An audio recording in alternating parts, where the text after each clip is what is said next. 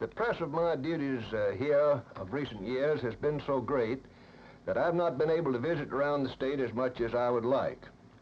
I therefore welcome this opportunity of talking to you for a few minutes about one of the most interesting but least known phases of my work as United States Senator.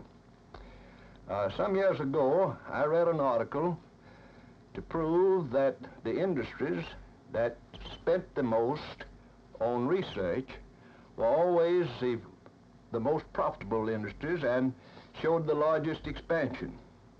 I have always believed in research. As governor of Georgia in the Depression years, I found the money to build the laboratory at Savannah, where Dr. Hurdy proved that paper could be made from our Georgia pines. And on that basis, we have built a great paper fiber industry in the South. Nearly all of the things that go to make our way of life the envy of the world are the product of research and of some laboratory. Now, in recent years, agriculture has been in the doldrums, and the farmer has received the smallest per capita share of our national income. And research has offered about the only hope of reducing the farmer's cost of production. I'm thoroughly familiar, by virtue of handling the Agriculture Appropriation Bill, with the system of federal and state cooperative experiment stations. The work done there has enabled a ever-shrinking number of farmers to supply the food and fiber to take care of a ever-increasing population. And I have endeavored to bring some research centers in highly specialized fields to our state. For example, we have built at Watkinsville the Piedmont Soil and Water Conservation Experiment Station, and it is one of the finest soil and water research laboratories in the country. And together with the Soil and Water Conservation Station in Liberty County, we are always trying to improve our knowledge of conservation and utilization of two of our greatest natural resources, soil and water. Our Georgia forests are a source of great wealth for our state. Indeed, the total value of our forests have been estimated at more than $1 billion by the Forest Service.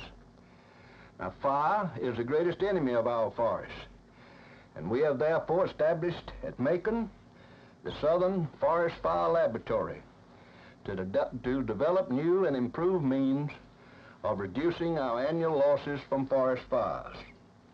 Now, all of you are familiar with the spectacular development of the broiler industry in Georgia, but you are perhaps not as familiar with the great losses our poultrymen have suffered from disease, or with their need for better management and breeding practices to reduce the cost of production.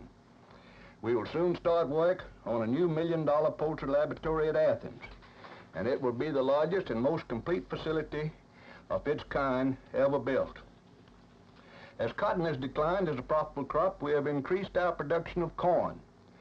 To try to help corn farming to be profitable, we have built a $500,000 laboratory at Tifton to study improved strains and means of dealing with the many diseases and the insects that affect our corn crops. Now, time will not permit me to deal with all of the research activities that we have brought to Georgia and which will benefit Georgia. We are doing research in eliminating the boll weevil, and we've already eliminated the screwworm and the cattle tick that cause so much loss to our cattle farmers.